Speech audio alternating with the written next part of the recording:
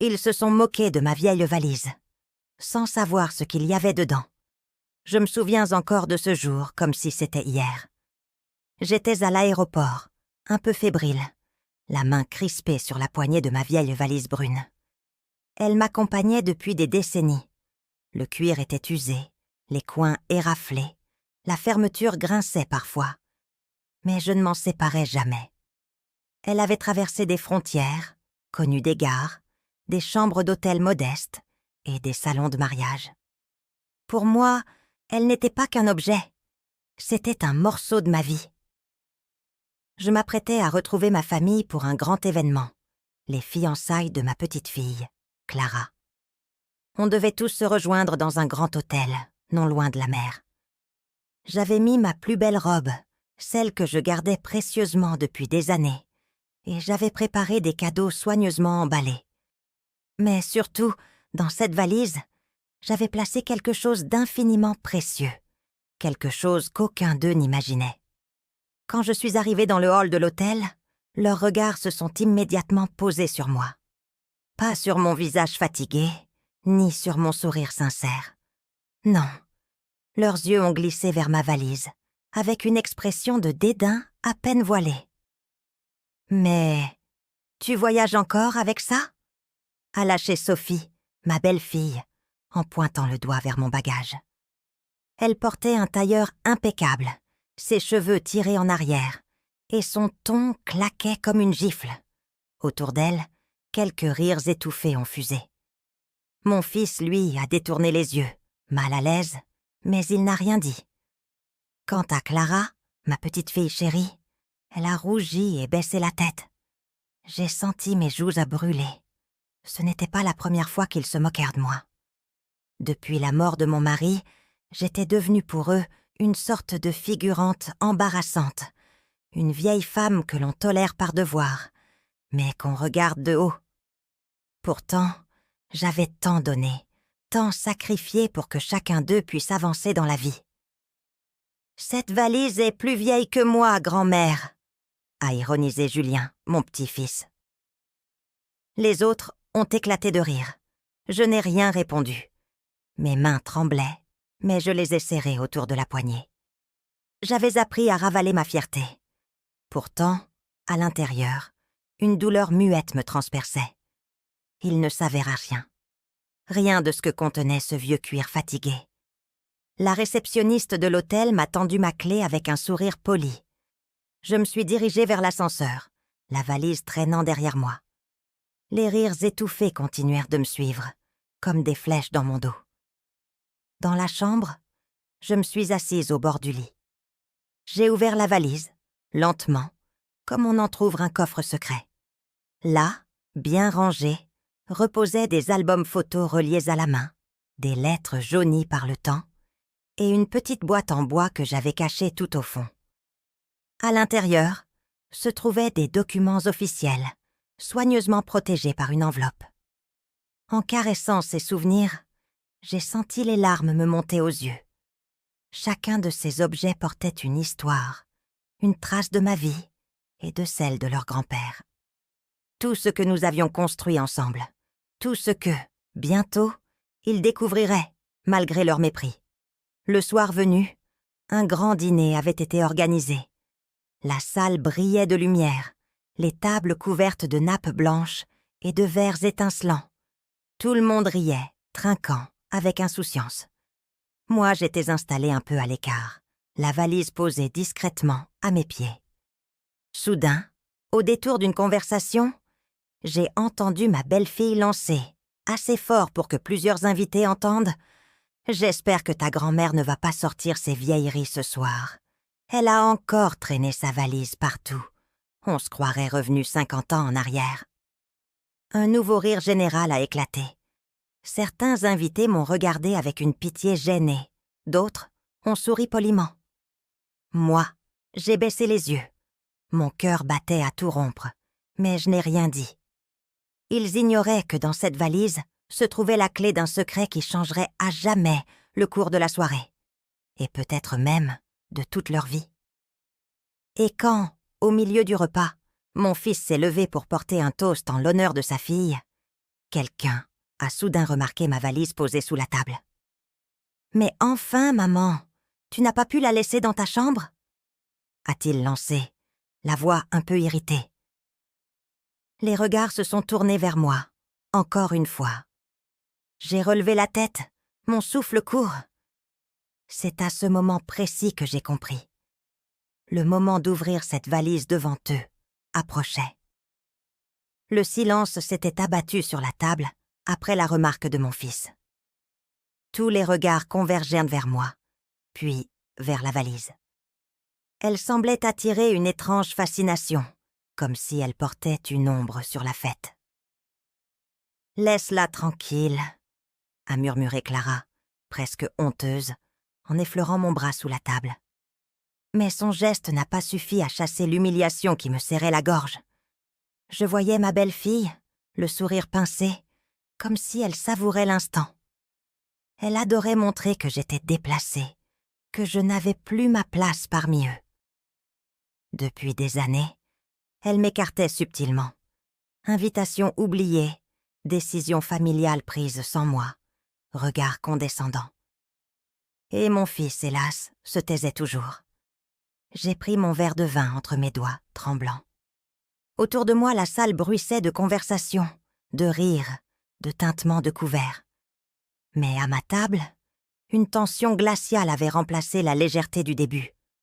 « Tu pourrais au moins faire un effort, maman », a repris mon fils, la voix plus ferme. « On est dans un bel hôtel. Ce soir est important pour Clara. Et toi, tu arrives avec cette vieille valise comme si tu vivais encore dans le passé. » Ces mots ont frappé plus fort que n'importe quelle insulte. Comme si toute ma vie, tout ce que j'avais traversé et protégé dans cette valise, n'était qu'un poids ridicule à ses yeux. J'ai senti ma respiration se bloquer. Autour, quelques invités chuchotaient. Une voisine de table, une femme élégante aux cheveux argentés, m'a adressé un regard compatissant. Mais cela n'a fait qu'accentuer mon malaise. J'ai reposé mon verre sans l'avoir bu. Puis, doucement, j'ai posé ma main sur la poignée de la valise, sous la table. Je l'ai tirée contre moi, comme pour la protéger de leur jugement. C'est alors que Julien, mon petit-fils, a éclaté de rire. « Tu sais quoi? On devrait faire un jeu. Deviner ce qu'il y a dedans. » La table s'est animée. Certains ont lancé des hypothèses. Des vieilles chaussettes. Des photos en noir et blanc. Des bibelots cassés. Chaque remarque déclenchait un nouvel éclat de rire. Et moi, je restais là, immobile, le dos droit, les yeux fixés sur mon assiette, luttant pour retenir mes larmes. Clara, elle, ne riait pas. Elle me regardait avec une inquiétude sincère, ses yeux brillants, reflétant ma détresse. Mais elle n'osait pas me défendre ouvertement, de peur de contrarier ses parents. Je sentais mes doigts s'engourdir sur la poignée. Je voulais crier, leur dire qu'ils se trompaient, que cette valise contenait bien plus que ce qu'ils pouvaient imaginer. Mais ma voix restait coincée dans ma gorge. Puis, comme pour accentuer ma mise à l'écart, ma belle-fille s'est levée pour faire un discours. Elle parlait de l'avenir radieux de Clara et de son fiancé, de leur projet de voyage, de l'héritage de valeurs qu'ils allaient recevoir. Chaque mot semblait calculé pour effacer toute trace de moi, comme si je n'avais joué aucun rôle dans la construction de cette famille. Quand elle a conclu par « Et surtout, merci à mon mari qui m'a donné une famille si belle, si moderne, si différente du passé », j'ai senti mon cœur se fissurer. Toute ma vie, réduite à un passé encombrant. Le repas a continué, mais moi, je ne goûtais plus rien. Chaque bouchée avait le goût amer de l'humiliation. À la fin, alors que les serveurs desservaient les tables, ma belle-fille alla soudain tapoter sur mon épaule, faussement douce. « Tu veux qu'on monte ta valise à ta chambre? Elle doit être lourde, à ton âge. » Les rires ont repris. J'ai levé les yeux vers elle. Son sourire ironique m'a transpercée. Alors, pour la première fois depuis longtemps, j'ai laissé mes mains trembler sans les cacher. J'ai ouvert la bouche. Ma voix était rauque, mais elle a claqué dans le silence qui suivit. Non. Cette valise restera ici. Un murmure a parcouru la salle. Les regards se sont à nouveau tournés vers moi. J'ai serré la poignée si fort que mes jointures sont devenues blanches. Clara m'a fixée, les lèvres entr'ouvertes, comme si elle pressentait que quelque chose allait se passer. Et moi, je savais que le moment approchait, encore un instant, et je leur révélerais ce que je portais depuis si longtemps.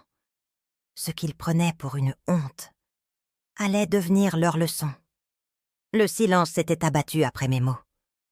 On n'entendait plus que le tintement lointain des verres, les conversations étouffées des autres tables. Mais autour de nous, tout était suspendu. J'ai levé les yeux. Mes mains tremblaient, mais je ne les ai pas cachées. J'ai tiré ma valise contre moi, l'ai posée sur mes genoux, puis j'ai lentement ouvert la fermeture usée qui a grincé, comme pour annoncer le moment. « Qu'est-ce que tu fais, maman ?» a demandé mon fils, la voix nerveuse. Je n'ai pas répondu. J'ai plongé mes mains à l'intérieur. Les rires avaient cessé. J'ai sorti un premier objet. Un album photo relié à la main, la couverture de cuir craquelée. Je l'ai ouvert et j'ai tourné les pages. Des visages familiers, des fêtes oubliées, des voyages modestes mais heureux. Les premières années de mon fils, son mariage, la naissance de Clara et de Julien. « Regarde !» ai-je dit d'une voix ferme. « C'est ta vie, c'est votre histoire. Chaque sourire, chaque sacrifice, tout est là. » Un malaise a traversé la table. Julien, qui riait encore quelques instants plus tôt, a baissé les yeux. Clara s'est rapprochée pour regarder les photos. Ses doigts ont effleuré la page avec douceur. Puis, j'ai sorti une liasse de lettres jaunies. J'ai pris une enveloppe en particulier, l'ai ouverte, et j'ai lu quelques lignes, à voix haute. C'était une lettre de son grand-père, écrite dans les années difficiles, quand il travaillait jour et nuit pour payer la maison familiale. Ces mots vibraient d'amour et de promesses. Ma voix s'est brisée, mais j'ai continué. Vous pensez que cette valise est une honte? C'est une mémoire. C'est le poids de tout ce que nous avons traversé pour que vous soyez ici aujourd'hui. Ma belle-fille a tenté de rire. Très touchant, mais ce n'est pas le moment de faire un musée. Je l'ai regardée droit dans les yeux. Puis, sans un mot, j'ai sorti la petite boîte en bois que je gardais au fond de la valise. Mon cœur battait si fort que je pouvais l'entendre dans mes tempes. Je l'ai ouverte devant eux. Dedans, il y avait une enveloppe scellée, marquée du sceau d'un notaire.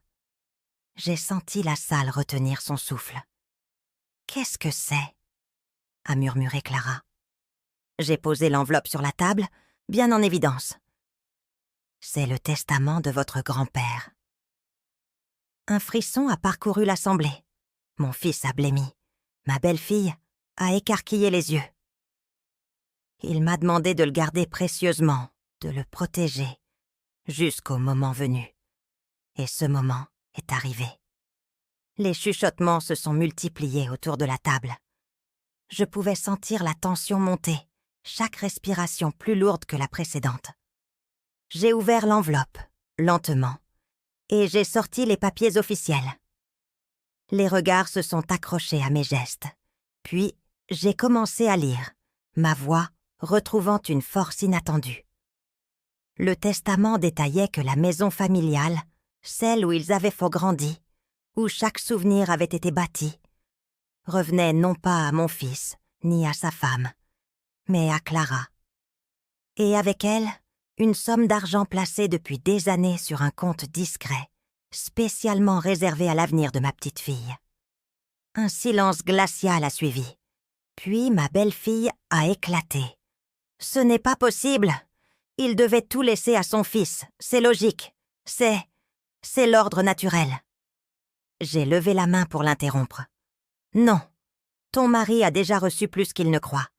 Nous avons payé ses études, ses voyages, nous l'avons soutenu à chaque étape.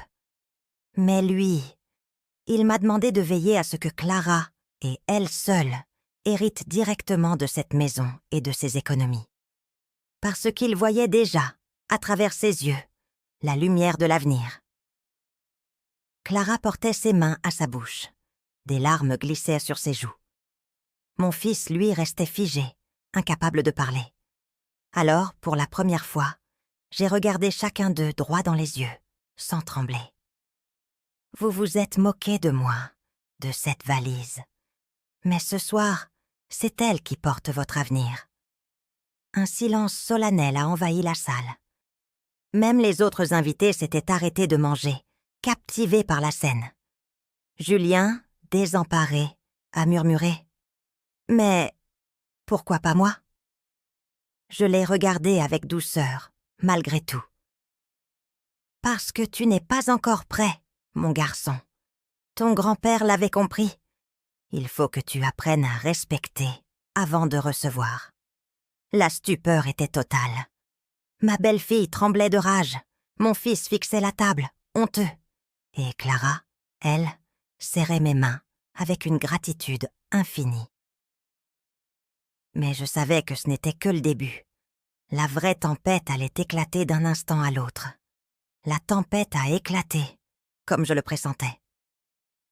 À peine avais-je reposé les papiers sur la table que ma belle-fille s'est levée brusquement, sa chaise raclant le sol avec un bruit sec. Son visage, habituellement si parfaitement contrôlé, se déformait sous la colère. « C'est une folie !» cria-t-elle. « Tu inventes ça pour nous humilier devant tout le monde. Donne-moi ces papiers !» Elle a tendu la main, mais Clara s'est levée à son tour, posant son bras devant moi comme un rempart. Ses yeux brillaient d'une détermination que je ne lui avais jamais vue. « Non, maman, tu ne toucheras pas à ça.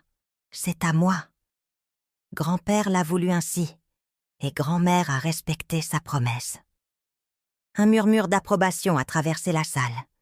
Quelques invités hochèrent la tête, d'autres murmuraient entre eux. Pour la première fois, ce n'était plus moi qui semblais déplacé. C'était elle, ma belle-fille, prisonnière de sa propre avidité. Mon fils, lui, restait assis, le visage fermé, incapable d'affronter mon regard. Je l'ai observé longtemps. J'y ai lu la honte, le regret, et peut-être un peu de la culpabilité qui l'avait trop longtemps réduit au silence. Je me suis levée lentement. Mes jambes tremblaient, mais mon dos était droit.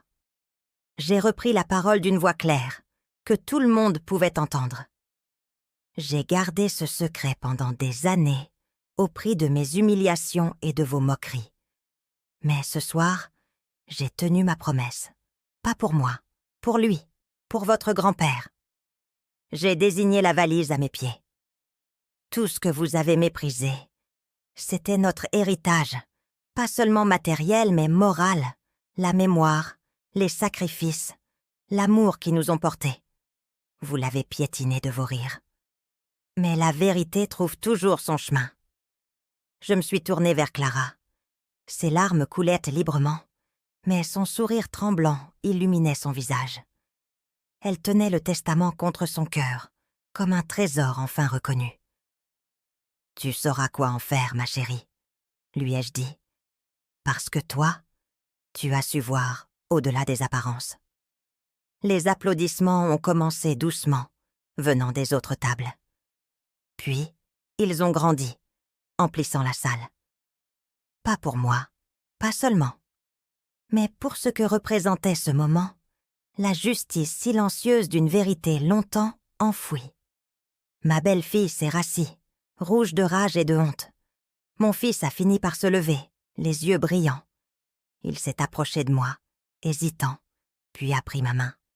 « Pardonne-moi, maman, » a-t-il murmuré. « Je n'ai pas eu le courage. J'ai laissé faire. » Ces mots m'ont transpercé. Pendant un instant, j'ai revu le petit garçon qu'il avait été, si fragile, si dépendant de mes bras. J'ai serré sa main, sans répondre. Le pardon viendrait peut-être, mais pas ce soir. La soirée s'est poursuivie d'une drôle de manière. Les conversations avaient changé de ton. Plus de rires moqueurs, plus de regards condescendants. Seulement des chuchotements, de l'étonnement, et ce poids solennel que la vérité impose. Quand je suis remontée dans ma chambre, la valise à mes côtés, Clara m'a accompagnée. Elle a fermé la porte derrière nous et s'est effondrée dans mes bras. « Merci, grand-mère. Merci de m'avoir fait confiance. Je te promets que je ne décevrai pas sa mémoire. » Ces mots m'ont réchauffé le cœur. J'ai caressé ses cheveux comme je le faisais quand elle était enfant. Pour la première fois depuis des années, je me suis sentie à ma place. Pas comme un fardeau, comme une gardienne. Cette nuit-là, je n'ai pas beaucoup dormi. Je suis restée assise, la valise ouverte devant moi, caressant les lettres, les photos, comme on berce une mémoire fragile. Je repensais à mon mari, à ses yeux qui brillaient de confiance lorsqu'il m'avait confié ce testament. « Garde-le », m'avait-il dit. « Un jour, ils comprendront. » Et ce jour était arrivé. Le lendemain matin, au petit déjeuner, l'ambiance avait changé. On ne se moquait plus de moi. On me servait avec respect. On m'adressait des sourires maladroits. Mais je n'avais plus besoin de leurs excuses. J'avais trouvé ma paix. Clara, elle, rayonnait. Elle parlait de projets, de rénover la maison, de la remplir à nouveau de vie. Je voyais dans ses yeux la promesse d'un avenir où les souvenirs ne seraient pas oubliés, mais honorés. Quant à mon fils, il restait silencieux. Peut-être qu'un jour, nous trouverions le chemin du pardon. Peut-être. Mais je savais que notre relation ne serait plus jamais la même. Je n'avais plus besoin de reconnaissance.